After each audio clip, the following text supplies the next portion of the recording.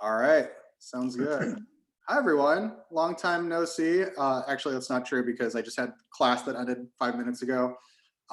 So pleasure to be having my students present. I have, let's see, all of you guys are on here. So I have Kristen, I have Chelsea, and Kaitlin. You guys want to put your videos on real quick? And then we're going to start with, after I share my screen.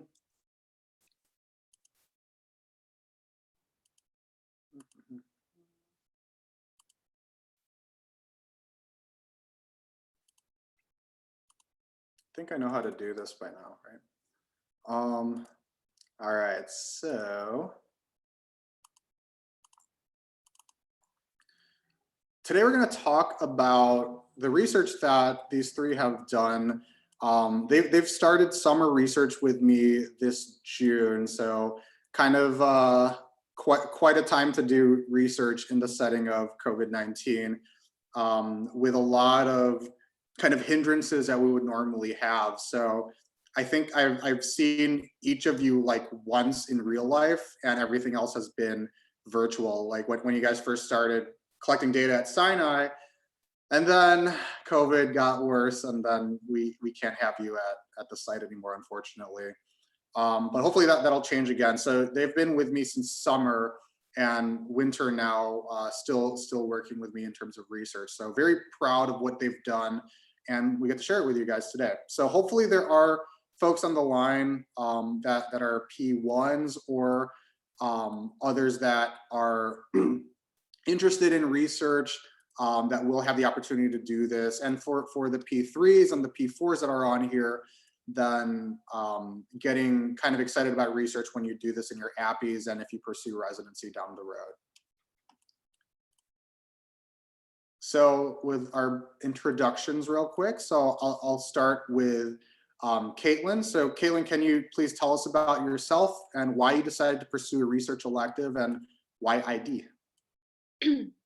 Yeah, so hi everyone. For anyone who doesn't know me, I'm Kaitlin, and I decided to pursue research in ID just because this is an area of medicine that's going to affect any kind of specialty. And this is, I really wanted to get a better understanding of the clinical research aspect behind infectious diseases. And I guess as like a really weird interest that I have because it's just really kind of crazy how something you can't even see kind of messes up the entire human body. So because of that whole interest aspect, I was like, this is probably the best one for me.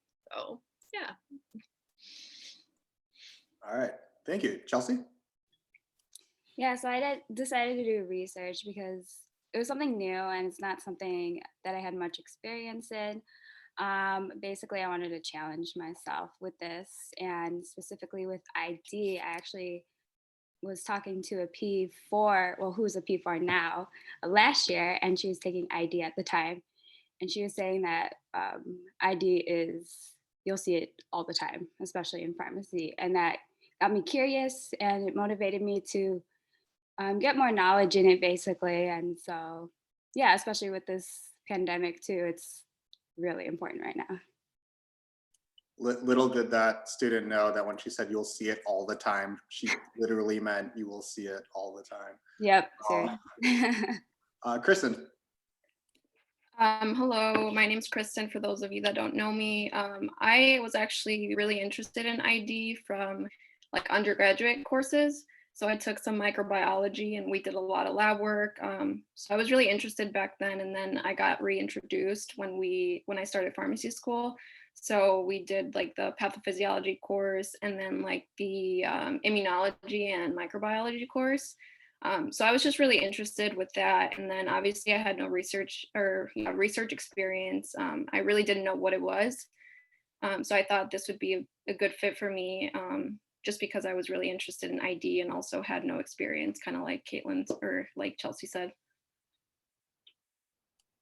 All right, thank you. My name is Dr. Alegro. This is my second year with the research elective, and honestly, this is also to faculty out there, if you research was always kind of a scary thing for me because it's not something that I put kind of high up in my priority list, just with all the other things. But the last few years in doing this was really eye-opening for me. And I think working with research students not only is beneficial for them, but I've learned a ton. Just kind of, you guys have seen it too. It's just kind of like trial and error sometimes, especially when going through these IRBs and trying to create a project from scratch. And this is really a very valuable thing that I get out of it. So to the faculty that don't have a research elective, I would recommend doing that. I think that you kind of have to challenge yourself as well. And when students, once you get into that position where you are able to do research and lead research, I think that you kind of have to just get over that fear that this is so difficult, I can't do this, but you'll be able to do that and get to that point. So our research, as you'll see in a sec, is focused on ID clinical research, so kind of more on the patient care side of things. I know this is a bit divergent than what Dr. Olson does in terms of the ID medchem part of things, but it's kind of two sides to the same coin. And a lot of the stuff she is looking at is something that will eventually translate, hopefully, to our clinical practice. And that's what's really exciting about all this. All right, so we're going to start with our ICHP article that we published earlier this year, and then the 3 ongoing IRBs that each of our research students have. We'll go first with Kaitlin, then Chelsea, and then finish off with Kristen. And then if you guys need me, I'll try and keep up with you guys, but if you need me to go to the next slide, just let me know next slide, but we'll get started. So Kristen and Chelsea, whoever wants to get started and talk about our ICHP article.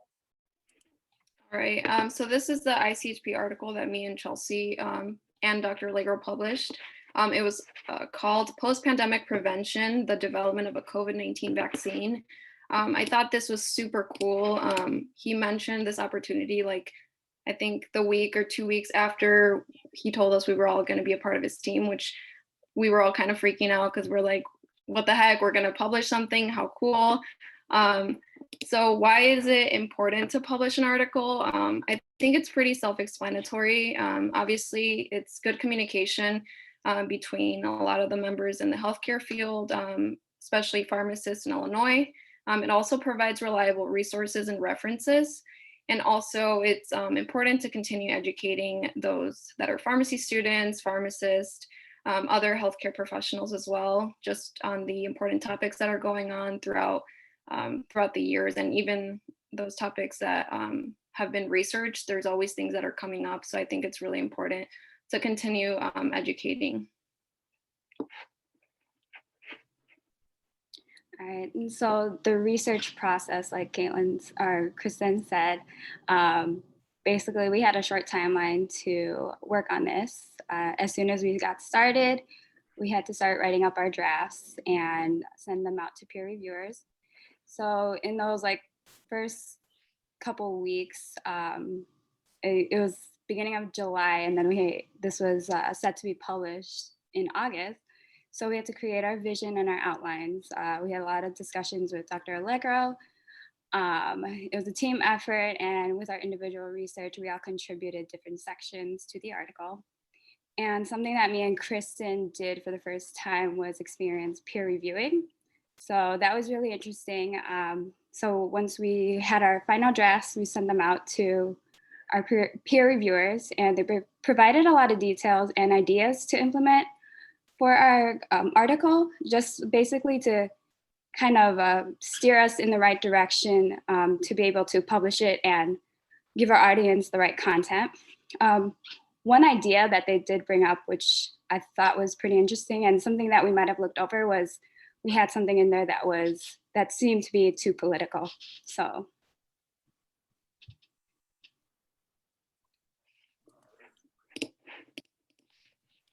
This is just a screenshot of the, where'd it go?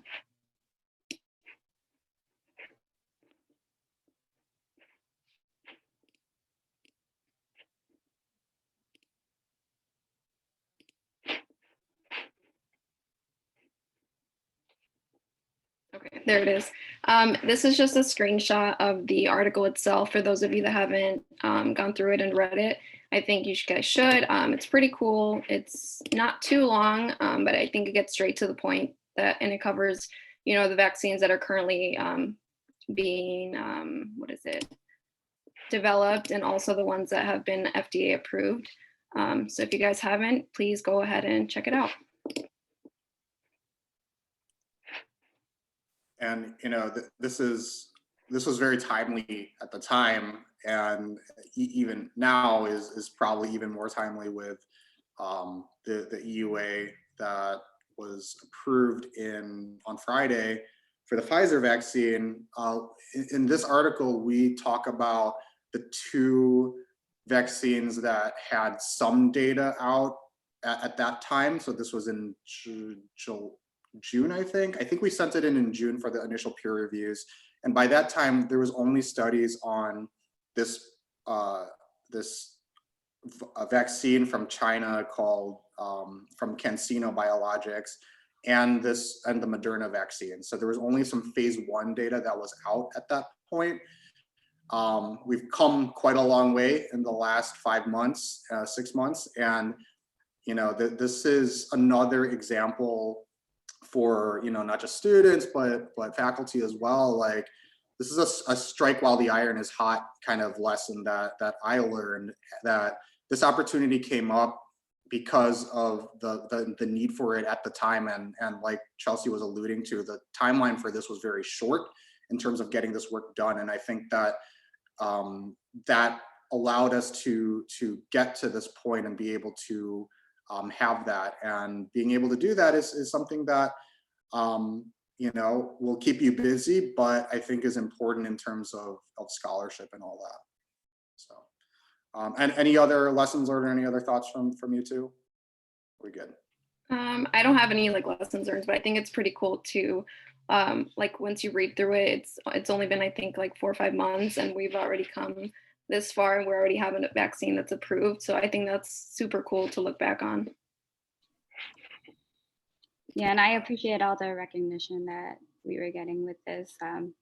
We all worked really hard on it, and we didn't realize it was going to be as big as we thought. Oh yeah, there was a Roosevelt thing that got posted on that. So good job, guys. Good work, strong work. Thank you for your help. All right, so let's go to our first IRB approved study that is currently ongoing. Kaitlin, take it away. Sure. Okay. So I'll be just going over the project that I've been working on since kind of the end of the summer, beginning of fall, which was the analysis of antimicrobial use in COVID-19 positive patients.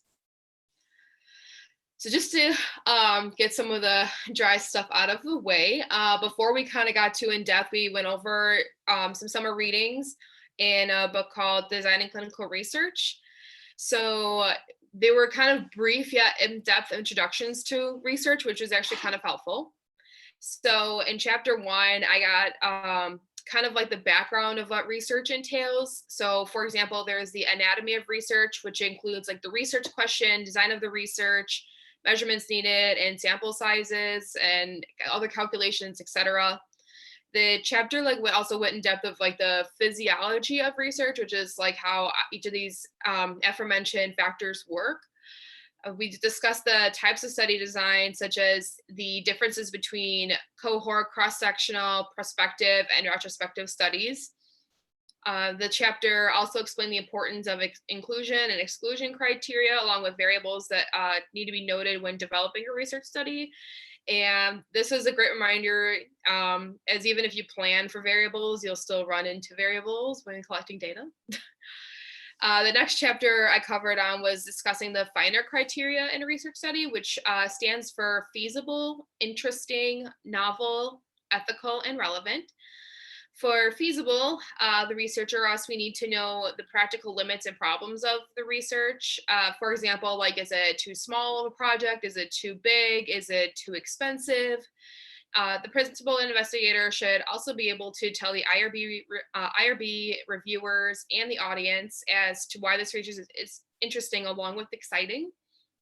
The principal investigator can also check the site called report, which I had no idea existed, to see if the research has been conducted before, to make sure that the research they're about to conduct is novel. The researcher, no matter what kind of research, should also make sure that the project is ethical and let the IRB know if they're using any animal or human subjects. And then lastly, the researcher should focus on the significance of the project and why it is significant. And the last chapter that I got to focus on in the summer was covered on how to design cross-sectional and cohort studies. So basically compared and contrasted cross-sectional versus cohort studies. For example, just as a brief review, like cross-sectional studies and observation are observations or measurements that are done within like one occasion or a short period of time, while cohort studies are typically measurements taking over a longer period of time. All right, slide. Good. So when our first handful of weeks during the summer was going through this book, and Dr. Potempa, I could get you. I'll let you know what book this was, because I thought it was really helpful, because especially in the setting of COVID, where we can't all just meet together and kind of figure out our research very quickly, there's kind of this academic aspect, this didactic aspect I thought was necessary. And once we went through these chapters as a group, this actually helped, which you guys will see, helped Kristen, Kaitlin, and Chelsea put together their research project from scratch, which is no small feat, because you have to kind of take all of these variables into account. There's a lot of trial and error, and now we'll see how we did ours with Kaitlin. So I was incredibly fortunate to work with Dr. Alegro and the PGY1 resident at Mount Sinai, her name is Rona, on their project focusing on antimicrobial stewardship in COVID-19.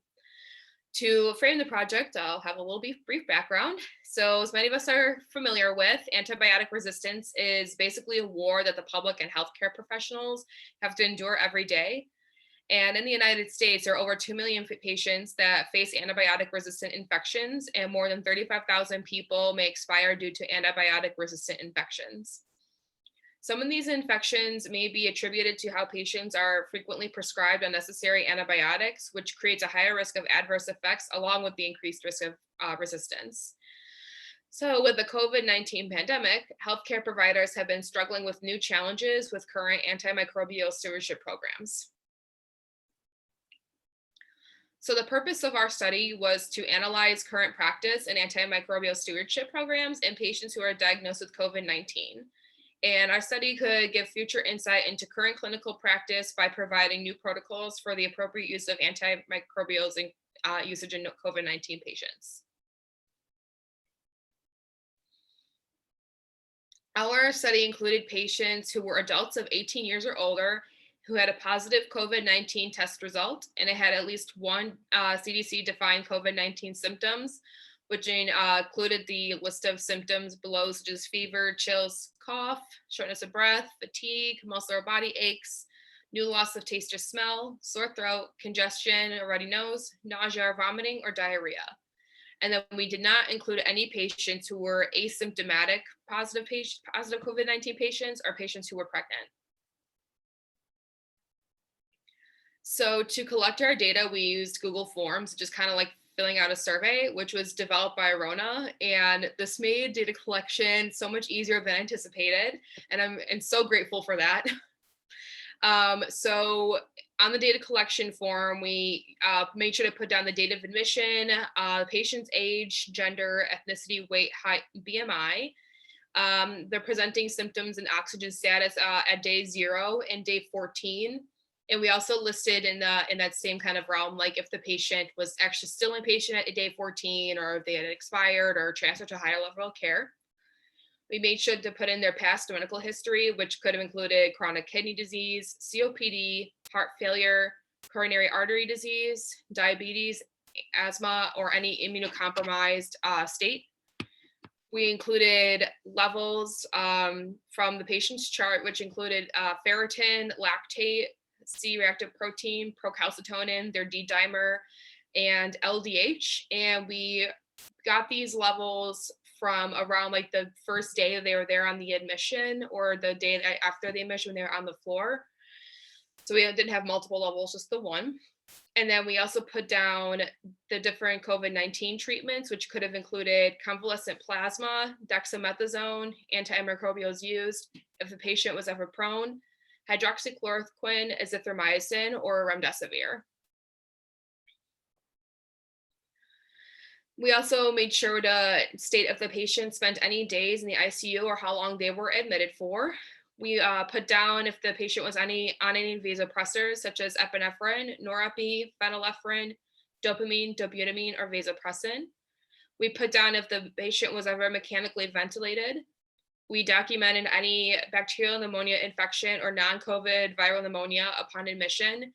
We made sure to put down if the patient unfortunately was infected with any other community-acquired infections such as C. diff, a bacteremia, or pneumonia.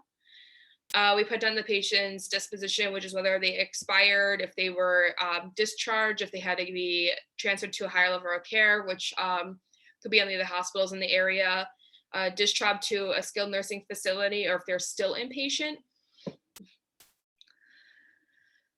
Next slide. So we have no results, which is okay because research takes a long time. We're in a pandemic, it's all good. And our research is still in progress. So I will share what I've learned so far. Because of our summer readings, I do have a better understanding of the foundation of research and the importance of statistics, but this still needs work because choosing the right statistic or knowing how to calculate it is not my strong suit, but that's okay too. I learned how involved clinical research is with each project. Once you think you have your plan set, it like laughs at you and it's like, no, not like that. And there's something that always pops up that doesn't really go your way, but it's okay. And lastly, we hear about the pandemic basically several times a day, but collecting data with this project gave me a whole other insight on what happens behind the scenes of COVID-19 patients, especially with, I currently work at Rush University Medical Center and comparing and seeing the difference between the patients and how they're in like the treatments between like my work and what happens at Mount Sinai and seeing how patients are and everything. It's, you know, it's really difficult to see sometimes. And it was difficult reading some of the patients' charts and seeing that they just kind of came in the ER with shortness of breath. And then a few days later, they were just like mechanically ventilated. And, you know, it's a lot to handle and hard to read sometimes. And it's insane how quickly this disease can progress and how bad it was when the pandemic first started. So in the end, it's rough that we're in the pandemic right now, but I am eager to get back to data collection and to kind of see where this research takes us. Great, thank you, Kaitlin. So I just wanted to hit home one more point before I open it up to questions on this study. So the big overarching thing of why we decided to look at stewardship. So with COVID, like, you know, if you think about, there are so many questions that come up with this novel disease that came about in, you know, late December, early January this year, that how does this affect your practice and how does this affect the patients that we're dealing with? Some obvious things that you can study are like, does this remdesivir work? Does hydroxychloroquine work? All of those early trials that we saw. You know, I really found this to be a valuable project because, and wanted this to be my residence project as well, because this is something that there's not a lot of data for that. Does giving empiric antibiotic therapy help people who have COVID? COVID is a virus, so antibiotics should not work against SARS-CoV-2. So the problem is we found that the vast majority of patients who presented with COVID, especially earlier in March and April when it was quite bad, they received antibiotics. And even though documented bacterial infections are in the low 10% or less than that. So we kind of thought that this would be a really important thing to study to help influence our therapy in our patients. And that's what I hope to get out of from Kaitlin and Rona's work with this study. So that is kind of where that came from. And I think that's a testament to research and discoveries in research aren't usually like, aha, I found this. It's like, oh, that's weird, or that's funny, or that's kind of interesting. And to be able to ask those questions and then do high quality research after that, that's kind of what our goals are with this. Okay. So that being said, I'm going to pause and we're going to open up for any questions for Kaitlin on her study.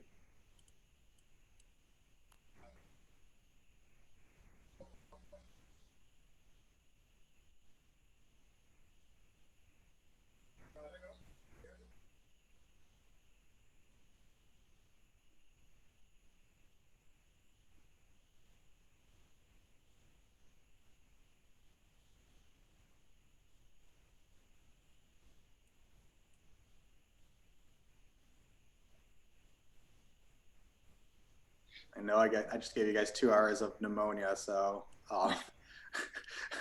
you guys might be a little tired from that, but okay. So if there's anything else that comes up, feel free to add it to the chat then. All right. So let's move on then, if there are no questions, to Chelsea's project. Take it away, Chelsea. All right. All right, so my study I did with Dr. Alegro is titled Comparing Clinical Outcomes of First, Third, and Fourth Generation Cephalosporins for the Empirical Treatment of Acute Pyelonephritis. Some background on this. So what is acute pyelonephritis? It is a clinical syndrome that involves infection of the urine and kidneys, primarily caused by bacteria traveling into the ureters and the kidneys. So some review for our ID exam. So the common infecting agents that we see is with E. coli, additionally with Klebsiella pneumoniae, Protease mirabilis, Enterococcus species, and Staphylococcus saprophyticus. And to go in a little detail, what we were studying and the guidelines that we looked up is uncomplicated pyelonephritis. And to kind of define what uncomplicated and complicated pyelonephritis is uncomplicated is defined as individuals that do not have any structural urinary tract abnormalities, and typically seen with lower risk for persistent infection or persistent pathogens. Complicated is defined as individuals that has presence of urinary obstruction, immunosuppression, renal failure, or transplantation, and urinary retention. All right, so when we were looking at the guidelines, what they recommended, the Infectious Disease Society of America for the uncomplicated pyelonephritis. So first, if there is a high suspicion of urinary tract infection, they recommend to perform a urine culture and susceptibility test before administering empirical broad spectrum antimicrobial therapy. And their first treatment that they do suggest is oral ciprofloxacin or levofloxacin for treatment of acute pyelonephritis if there is less than 10% fluoroquinolone resistance to common uropathogens.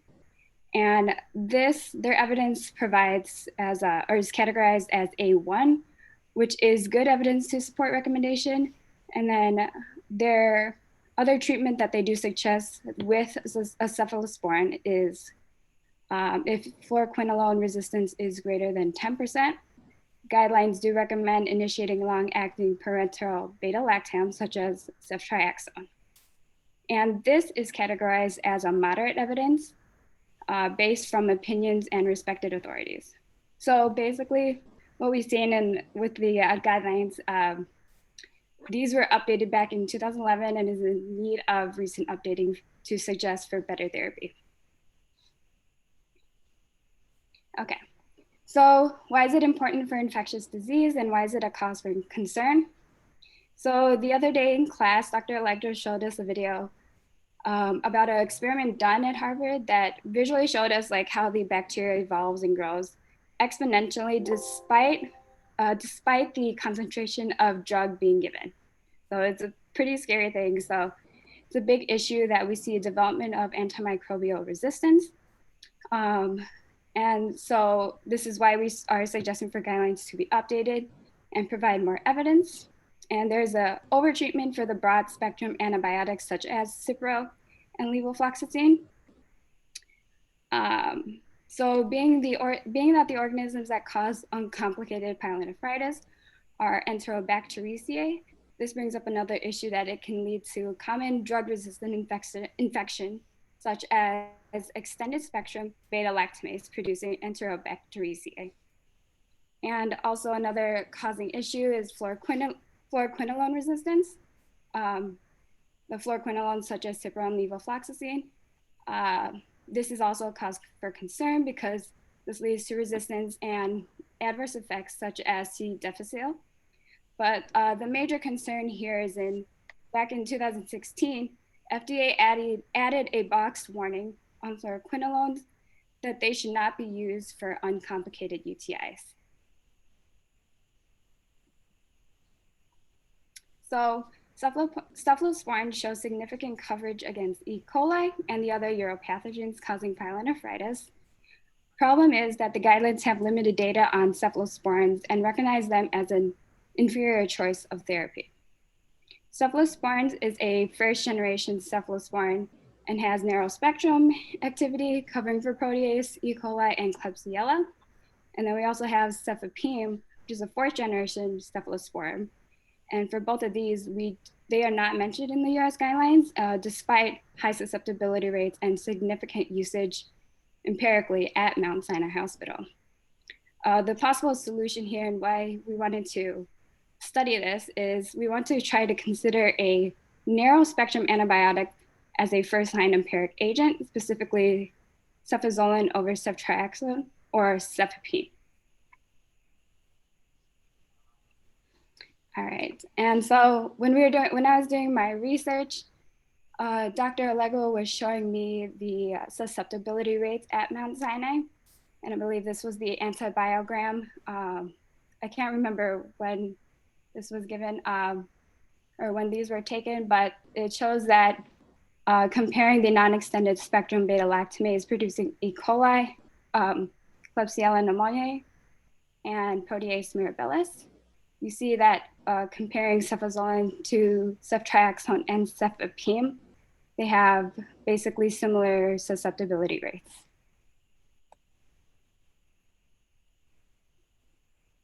All right. So to reiterate what Kaitlin was saying, what we were studying through the research book that we went in depth with. So in order to formulate our research question, I used the FINER criteria, and Kaitlin went in depth with that, so I won't go over that. But our questions that we came up with using the FINER criteria is using cefazolin for the treatment of pyelonephritis a novel idea? And clinically, how is IV cefazolin comparable to ceftriaxone or cefepime based on outcomes? So while I was doing my research, I came across this comparative study, and it's titled Our First Generation Cephalosporins Are Obsolete, a retrospective non-inferiority cohort study comparing empirical therapy with cefazolin versus ceftriaxone for acute pyelonephritis in hospitalized patients. So basically, when I was going through this study, it had similar ideas that we had in comparing cefazolin to ceftriaxone for this therapy. And it looks like it was just the first and currently the only available study that examines these outcomes. So what we concluded to do in the setting of Mount Sinai Hospital is to mirror this study. So just to go over a bit of what they had. So their methods, they did a multi-center retrospective non-inferiority cohort study comparing cefazolin to ceftriaxone for acute pyelonephritis. Their primary outcome is symptomatic resolution plus either defervescence at 72 hours or normalization of serum white blood cell count at 72 hours with a non-inferiority margin of 15%. And with the results, cefazolin met the predefined criteria for the primary outcome compared to ceftriaxone. And with an 87% in the cefalozolin group, so 80 out of 92 subjects, versus 85.9% in the ceftriaxone group, 79 subjects out of 92. brings us to an absolute difference of the 1.1%, and with a 95% confidence interval of 11.1% to 8.9%. This basically shows that the lower limit of the confidence interval does not exceed the non-inferiority, a margin of 15%, and suggests that the outcomes compared with cefazolin and ceftriaxone are non-inferior to each other. So what we are doing at Mount Sinai is a retrospective study. Objective is, the purpose of this study is to evaluate if empiric therapy with cefazolin is non-inferior to empiric therapy with ceftriaxone or cefepime for acute pyelonephritis in hospitalized patients at Mount Sinai.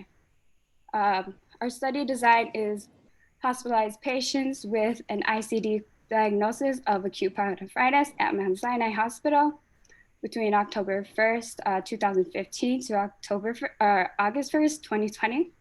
We are who are treated with empirically with either cefazolin, ceftriaxone, cefepime, and will be eligible to be included into this study.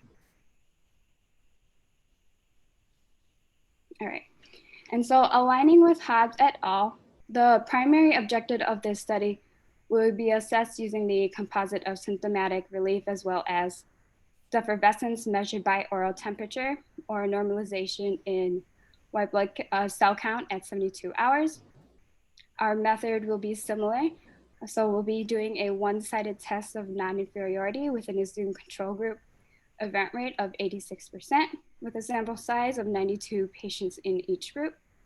And we will need to achieve 80% power to detect the 15% difference between both groups.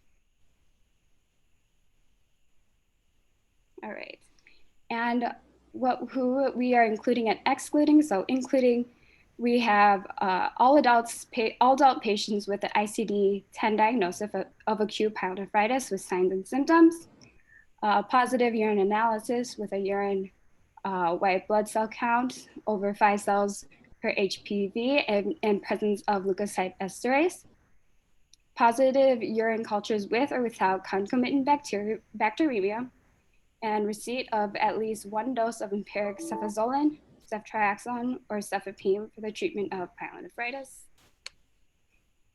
And we are excluding pregnant women with patients with a history of allergic reaction to beta-lactam, asymptomatic bacteriuria, receipt of another intravenous antibiotic other than the study drugs within the last 30 days, concomitant bacterial, and a history of cefazolin resistant urinary isolate within the past 12 months. And like we said, we don't have our results and conclusions yet, and it's in the process and to be continued, hopefully soon. So some lessons I've learned from doing the research for over the summer and up until now is that it allowed me to think more critically, especially over the summer when we didn't have too much knowledge on ID. It helped me to learn on the go and to have a more broader spectrum regarding like different topics. And another thing is patience. So as we wait to get our results and go back to Sinai and do our data collecting, even with data collecting, that will be give us some time to do. When I was there, I only got like 10 patients in 2 hours. So patience is key. So in conclusion, we could all agree we learned a lot, and this opens up more opportunities for us. And Dr. Alegro has helped us to get there. All right, thank you, Chelsea. So that is Chelsea's project. Does anyone have any questions on that? So Dr. Jada, looking for the results. What is empirical? What does that mean?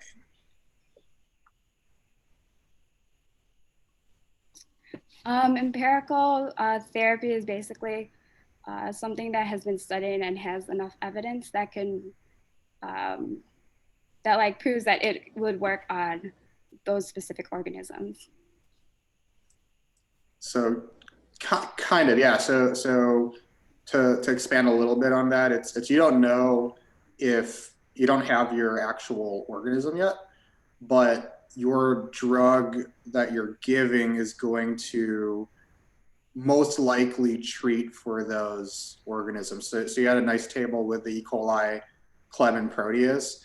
When you give empirical therapy, that is, yeah, Devin, like broad spectrum therapy. So you're going to most likely cover for those pathogens. And we saw with the percentages that you gave, all three of these agents will be pretty darn good at treating our main causes of pyelonephritis. So I think that's why this study makes a lot of sense and to help to add to that data. Oh, no problem, Dr. Jadav. Hopefully that answered your question. Any other questions for Chelsea? I mean, with Chelsea's project, this is actually something similar, not the topic, but in the setting that we are mirroring a study that was kind of already done just to have more data, and we can still publish this. This is something that I did during my residency when I did my PGY1 project.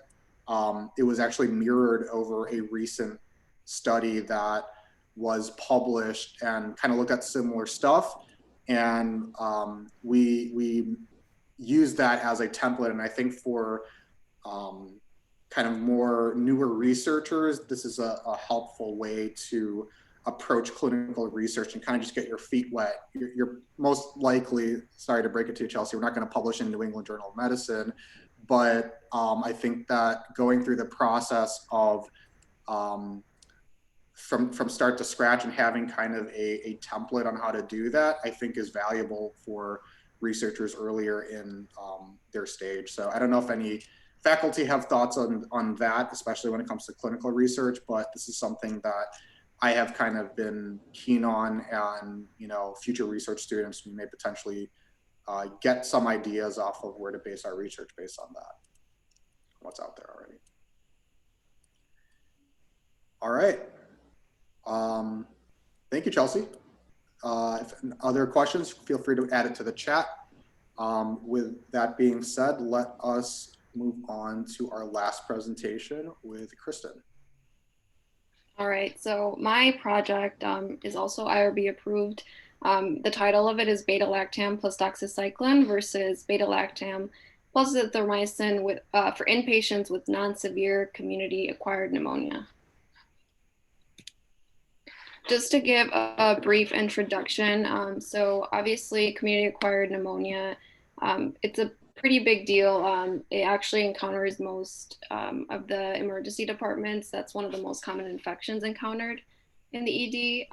This organism causing the infection is typically not known upon diagnosis. So that's a big reason why we use empiric therapy. And Chelsea kind of mentioned what it is. So pretty much broad spectrum antibiotic use. So the 2019 ATS/IDSA guidelines, or the American Thoracic Society and Infectious Disease Society of America, they recommend the following for non-severe community-acquired pneumonia. And this is for patients that don't have any risk factors for MRSA or methicillin-resistant Staph aureus, or for I don't know how to pronounce this, aeruginosa. So these are the three therapies that are commonly used. I'm sorry if I'm boring those who attended the lecture already, but so number one, this is the one that's strongly recommended and has more quality evidence. So this is a combo of a beta-lactam and a macrolide. So some of the macrolides that they use are ampicillin plus sulbactam, cefotoxamine, ceftriaxone, or ceftaroline, which is a fifth generation, cephalosporin. And then the second down the line is your monotherapy with the respiratory fluoroquinolone. This also has a strong recommendation and high quality evidence. So some of the fluoroquinolones that they used are azithromycin, levofloxacin or moxifloxacin. And then lastly, the combination of a beta-lactam plus doxycycline. Now this is pretty much a third line option. This doesn't have a lot of evidence and it's not really recommended. So this would be kind of what I'm looking at is the guidelines suggest that there needs to be more evidence to pretty much recommend this, and not a lot of studies have looked into this. So that's why we were interested in it. So my research question for this study is, among the number of hospitalized adult patients with non-severe CAP, how do the clinical outcomes differ among the patients that have been previously treated with a beta-lactam plus doxy versus somebody that had beta-lactam plus azithromycin?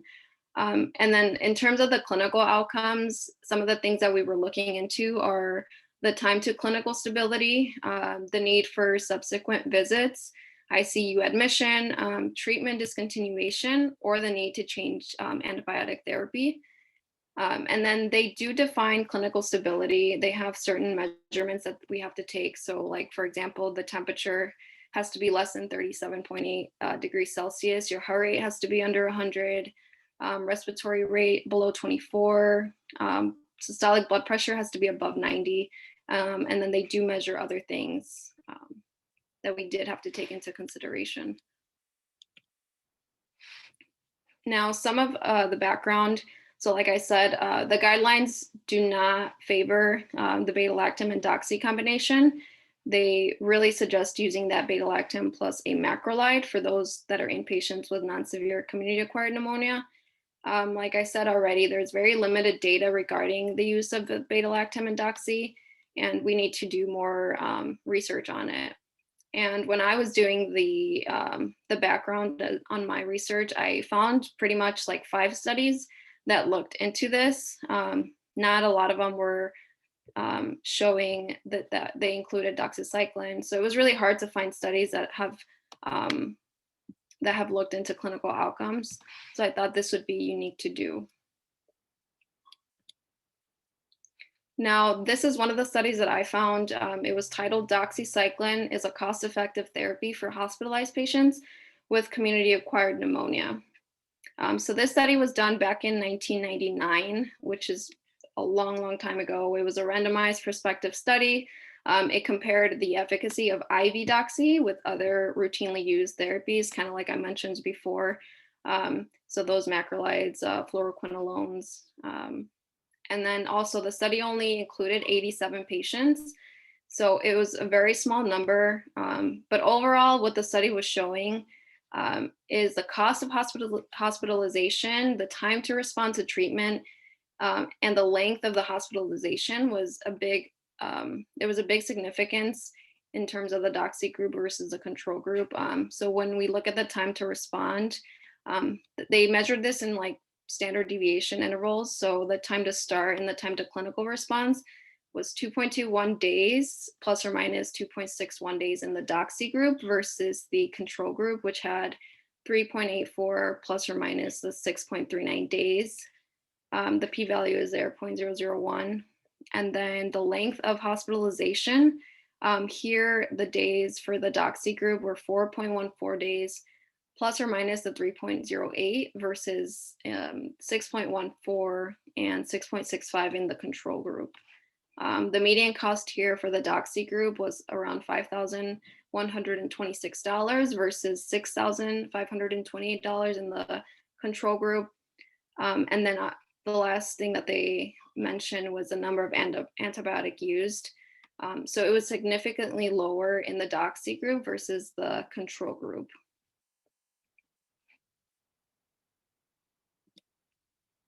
Here's another study that I included in my background, the title, Effectiveness of Ceftriaxone plus Doxy in the Treatment of Patients Hospitalized with Community-Acquired Pneumonia. This study was done also many, many years ago. It was a retrospective cohort study.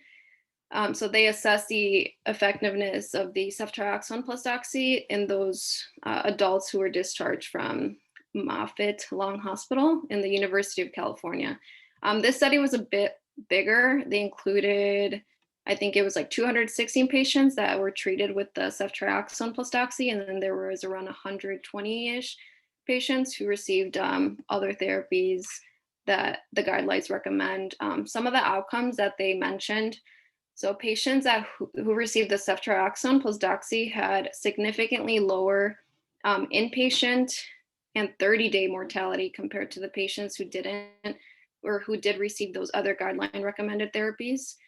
So 2% versus 14% in the, I think that was the ceftriaxone group. And then the 30-day, they said 6% versus 20%. And then also the length of stay and the 30-day readmission rates between the two groups, they did not find that significant. But overall, the study did suggest that there may be a possible superiority versus other standard treatments that are consistent with national guideline recommendations. So my study design, we said we were going to include around 300 hospitalized patients with non-severe CAP at Mount Sinai between January 1st, 2016 and January 1st, 2020. They have to have previously been treated with either Beta-Lactam plus doxy or the Beta-Lactam plus Azithromycin. And then something that we kind of ran into is we were trying to do a power calculation. So this is something I had a really hard time doing. We kind of learned about it in the summer readings that we did, but it's really important in any study. It determines pretty much the sample size that you need in order to determine or to answer your research question. It also ensures that your hypothesis has highly probability of detecting a meaningful difference.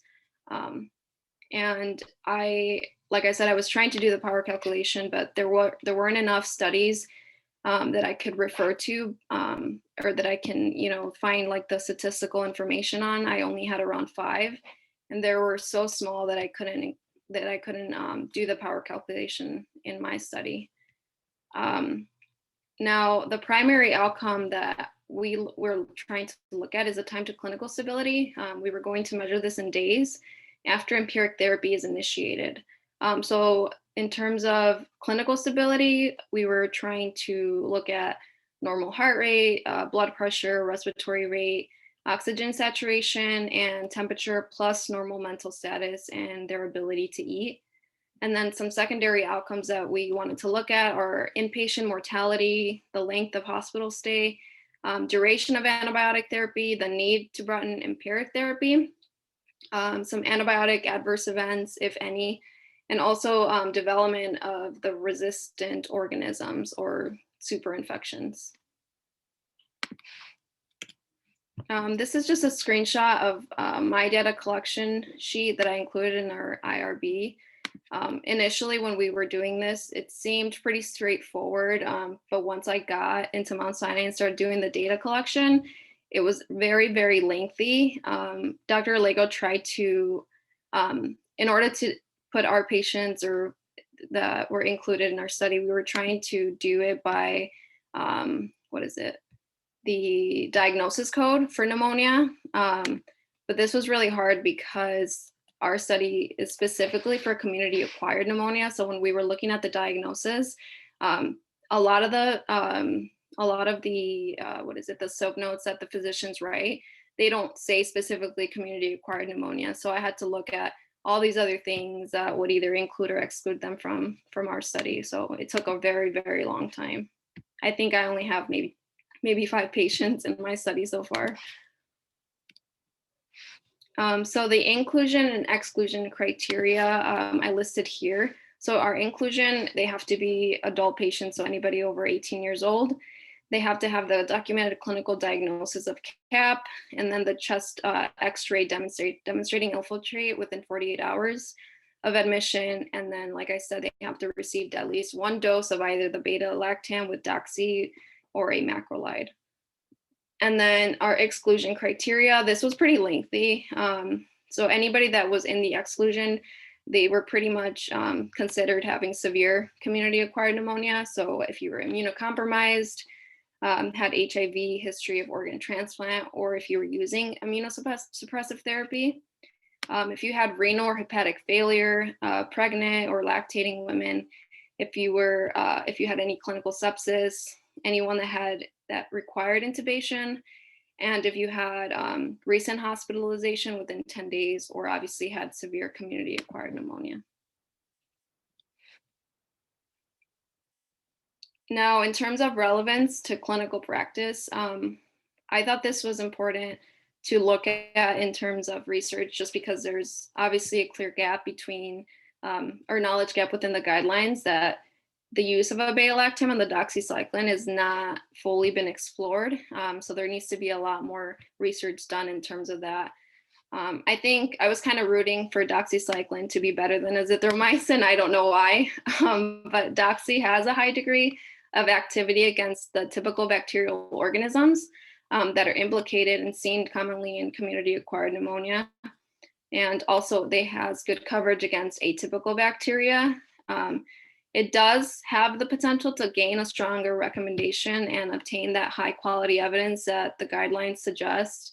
So maybe in the future we'll see Doxy, highly recommended and, have more high quality evidence. Now implementing our study, I think it will allow us, for future researchers as well, to obtain like that preliminary data to help develop and obviously contribute to future prospective studies, or even bigger studies like a randomized control or something like that. I will just add some lessons learned. I didn't make a slide for that, but just I'll say it verbally. I thought this was really a really cool opportunity to do. Like I said, I had no idea what research really was. So when I really got into depth, I never done an IRB approval. So I think this is super cool for somebody that's looking into doing like a residency program. Dr. Alegro mentioned he never got to do this until he got into residency. So I think if you have this type of experience under your belt, it's going to look really good for you, and you won't have as such a difficult time getting to know your way around it. So overall, I just thought this was really cool. Even though we haven't gotten our results yet, I think it'll be interesting, and regardless of the outcome, I think it will still benefit us clinically. All right, thank you, Kristen.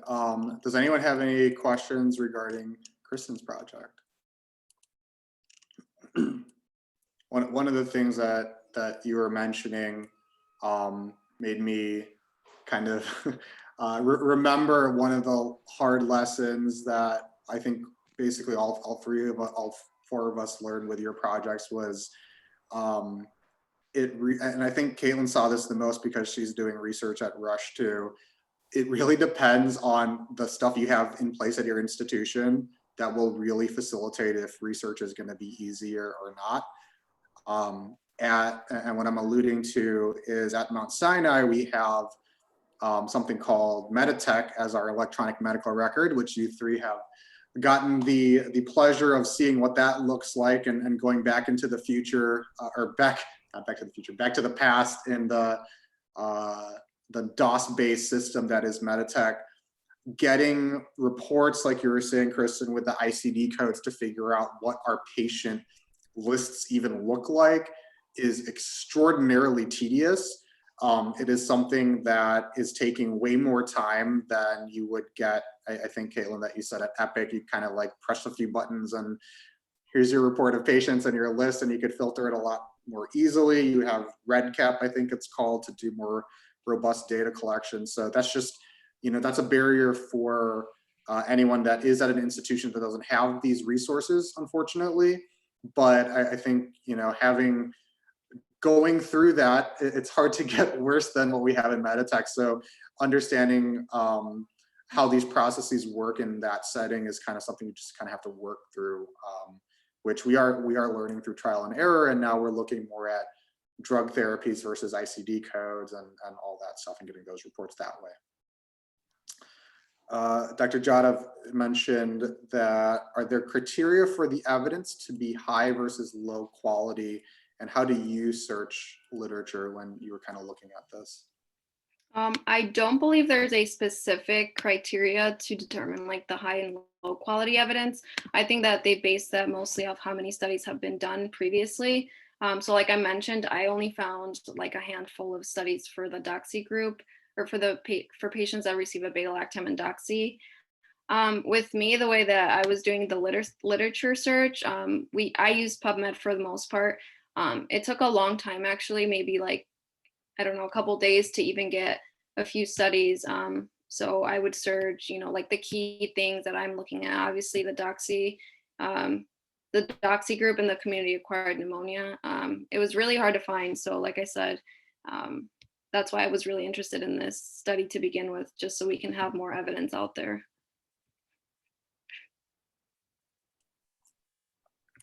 Thank you, Dr. Sakarkar.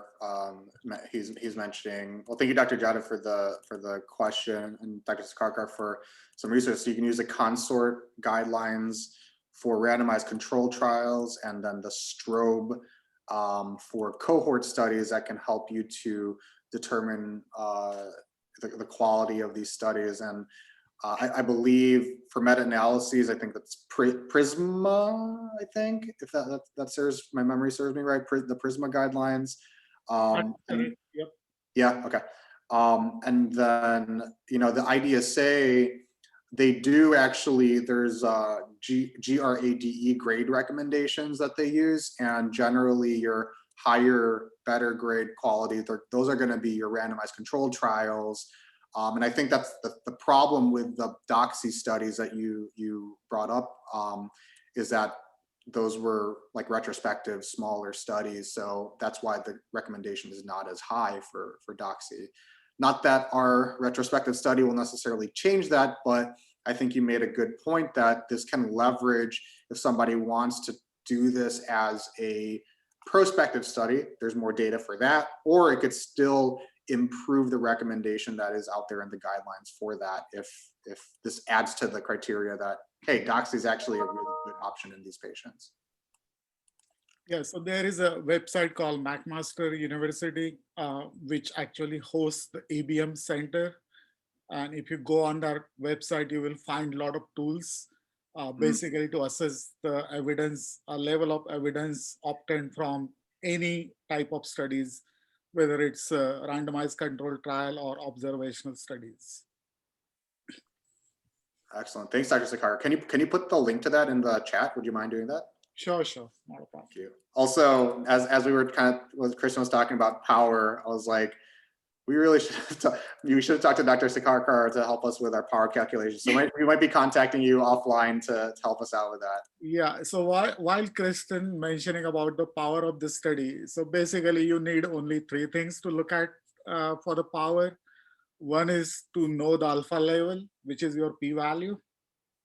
Other is the beta level, which is your power of the study, whether it's 80% or 90%. And the effect size, which is what you found previously in the literature.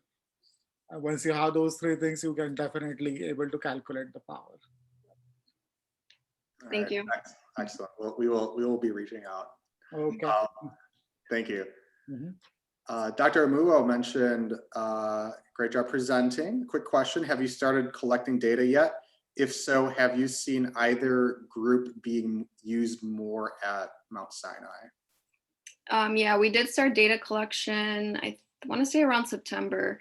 I was there for a few days, but like I said, I don't have many patients yet. And I did see a lot of patients that had community acquired pneumonia. They had, for the most part, the ceftriaxone and azithromycin. There weren't a lot of people on doxy, which is why I'm having such a difficult time doing the data collection. So yeah, that's something that we need to look at when we go back to data collection. Yeah, I'm curious so Dr. Muo practices in the internal medicine setting at Mount Sinai, and from what I've seen, because they don't usually consult ID for your run-of-the-mill cap, but it to me, I feel like I've seen a lot more people using doxy, especially if you have a prolonged QTC interval. But that was my concern as well, is if we have enough patients to even achieve any power that we would have gotten. So Dr. Muo, do you have any insight on like doxy use in CAP at Sinai versus azithromycin? Is it so heavily that we're like going to get 0 patients, which that would be disappointing, but what do you think? So that's interesting that you've seen doxy used more, because I've actually seen azithro used more. Oh, I don't see doxy used more. I'm sorry. Oh, I think azithro is definitely the majority, but I feel like I've seen more doxy used than I would think there would be used. That's why I kind of wanted to study it. yeah, I think for the most part, it's usually those patients that are on other agents that could potentially prolong their QTC. And so then that's when they start thinking about other things like doxy being used. But for the most part, everyone is going to start off on azithro and ceftriaxone, unless there's something precluding us from using that. So that's what I've seen. Okay. Do you want to advocate for some more doxy use on your end? I know. So you guys can have data. You guys have to pay me for that. No, that's called I'm kidding. All right. Well, thank you. Great question. Any other questions from the folks out there? All right. Thanks, Dean Hogan, for jumping in. We appreciate you coming in. All right. So, all right. Thank you, Kristen, for your presentation. And then just a few more final discussion points before we wrap up today. I'd like each of you to kind of go through each of these. So let's go question by question. What skills do you feel have improved the most since starting your research elective? So whoever would like to jump in. I know that a lot of anxiety with school and healthcare in general is like, you don't know what you don't know. And I feel like a skill that like helped me out with like research is like starting to recognize things that are abnormal when collecting like patient data or looking at patients' charts. Because honestly, when you like don't have healthcare background or this is like new to you, you're just like, sure, like this looks great. And then you hear your preceptor or mentor like, that doesn't really make any sense. And I'm finally like gaining that skill that's like, that doesn't look right. Let me text someone or ask someone about this. And I think, the research has been really helpful with trying to recognize like what doesn't make sense and what does, I guess, with regards to patients' healthcare plan or their health in general.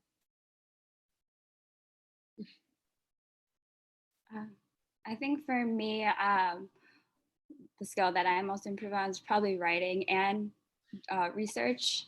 I think going through PubMed and doing those, having those keywords and changing them up, especially with like the critical thinking after that point, it helped me to like narrow down what I needed. And then with writing, with the peer reviews, that was really helpful. And it helped me to better understand like who I'll be targeting and who will be reading our articles or studies.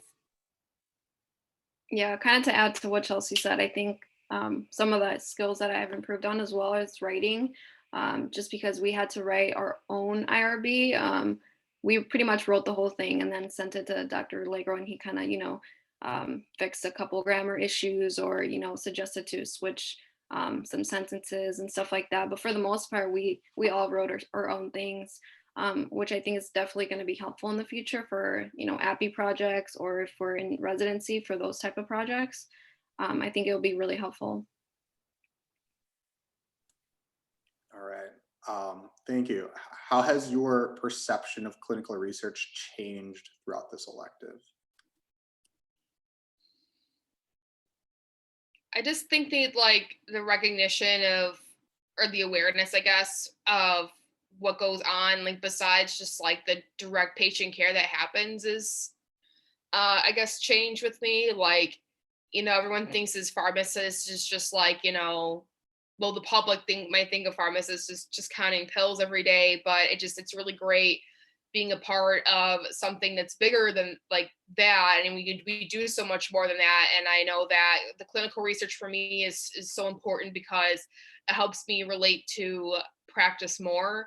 And I feel like it's going to help like me be a better practitioner. And I'm really glad that I get to be a part of different projects to help me see how what's learned in the classroom, how it relates to real life.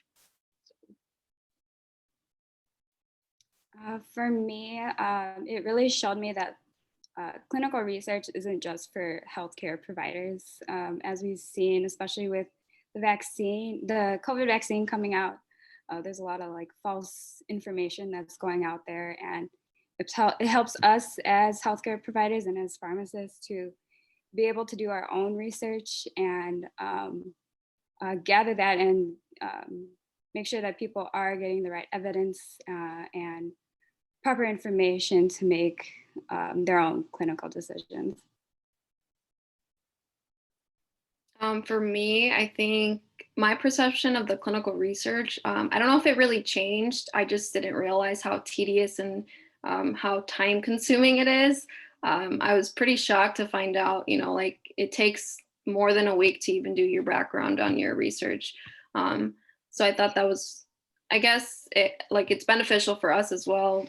So you can dive in more into the types of studies that were done in the past and stuff like that. But I mean, other than that, I think, like Chelsea and Kaitlin said, it's so important to do research. Like it not only helps us in school and stuff like that, but it will eventually help us if a patient asks us, some type of clinical question and we happen to have experience and research in that topic. I think it's pretty cool and interesting. You can relate, with a patient that, oh, I've actually have studied this in the past, and it gives you more credibility, I guess.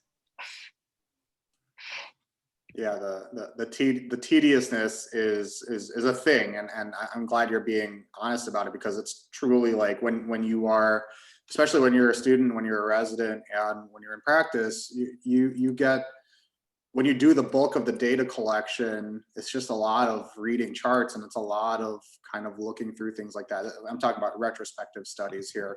I don't have any experience with a prospective study. I hope to one day, but right now with retrospective studies, it's a lot of just data mining and collecting and analyzing and all that stuff. But when you do grow in your career, you will have the opportunity to work with students and with residents that do support like research endeavors and all of that. And that's kind of, how this works, and what Dr. Potempa is aiming to establish at Roosevelt. And I think, we're making great strides every day, is to have a culture of research where most of you students are really excited about this stuff, and the faculty are excited about this stuff, and to be able to make University where you're like, yeah, look, that study came out of Roosevelt, and hopefully one or all of your studies will kind of make a difference, and we could get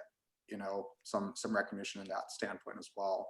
So along those lines, if there are, I don't know if there's any P1s on here, but for any students that may be either hesitant about pursuing research or don't know what to do, what kind of advice do you have for them, and how do you, how would you recommend that they get involved in research and all that stuff? I feel like if any P1 is like, hey, I'm thinking about pursuing clinical research, I feel like they should definitely reach out to anyone that they are maybe close with, because I know like it's hard to develop like professor-student relationships the first year, but if they have a professor like they're really close with or something that they trust or whatever, they could always just reach out to them and see what it's like. And if they have any interest at all, I definitely recommend just going for it. And if you don't like it, then at least you know what you don't like. I mean, you don't have to be stuck on a project forever. You can just feel it out, see what a professor is doing, and it doesn't hurt to ask any questions.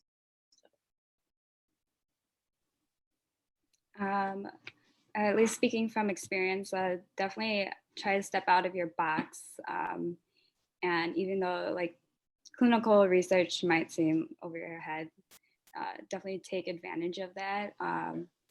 It's something that I don't regret. And I feel like if I didn't, I definitely would have regretted if I didn't take the opportunity. Yeah, I agree with Chelsea. I think I was interested even at the beginning when I first started school and doing some type of research.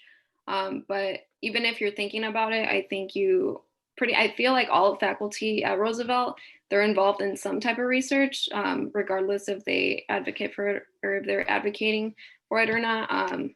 For me, I think I was just going around and seeing who was doing what. I met with like Dr. Olson. She was doing research. So I kind of just talked to some of the faculty, see what they were doing. And I went with what I was most interested in. And like how Chelsea mentioned, or Kaitlin mentioned, you don't have to do this forever. We had it over the summer and we all continued to do it throughout the fall and the winter just because we really enjoyed it. And we just enjoyed working with Dr. Alegro. So I think you should definitely do research just to get a feel for it. And if you don't like it, like they said, you don't have to continue doing it, but it does provide some opportunities along the way. All right, thank you guys so much. Is there any other kind of thoughts or questions out there before we wrap up today? Any thoughts on your end, Dr. Potempa? No, I'm just very, very happy that you guys are pursuing this. And I don't look at it as tedious. I look at it as a wonderful opportunity to actually make a difference, not only locally, but globally. And that's what you guys have to think about. You know, this is an opportunity. I think you've all learned from what I hear that we don't have all the answers. In fact, we're far, far from it. And what you're doing is pursuing, finding more answers. And, you know, I was always taught that if you do a good study, it should lead to another 5 questions. And, you know, then you can continue to pursue it. So as Dr. Alegro said, we're trying to build Roosevelt into a top quality pharmacy college. And in order to do that, all of them have like super strong research programs. And, you know, the journey of 1,000 miles starts with the first step. So I applaud you. And I am jealous that you guys have access to clinical sites, even if they're crappy. You know, hopefully we can find areas like at Rush or whatever that maybe have more commitment to research, that have more access to the patient data. But you guys, I'm proud of you, and keep it up, and tell people this looks awful darn good on your resumes, and it's going to help you get fellowships, and it's get residencies, and it's going to help you get jobs. You know, but when people look at your resume, they're not going to want to talk your darn GPA. They're going to want to talk about, oh, you did this study. What did you find out? So just you know, embrace that and share it, and be a proponent for it, so that some people that might not appreciate that yet, you know, to be a good professional, you have to do research. So good job. And thank you, Dr. Alegro. I'm really, really pleased that you've taken on and embraced research. You're doing a great job. Thanks, everyone. Thanks for your also all the kind comments in the chat. I mean, Kaitlin had to leave, but working with you three has been like amazing. I couldn't have asked for a better group. You guys have really good chemistry working together, and it makes my life a lot easier when I really look forward when we meet together as a group, because I know that we have a lot of good things that we're doing, and a lot of kind of lessons that we're learning together. And you know, again, faculty, if you have not done research, please, we have some great students out there, and it's only a positive thing. It's definitely work, but it's definitely worth it. So thank you, Kristen, Chelsea, and Kaitlin, wherever you are. I really appreciate working with you, and look forward to what we see with these studies. All right, thanks everyone. Thanks, everyone. All right, bye. Happy holidays. You too, Dr. Kale. Happy holidays.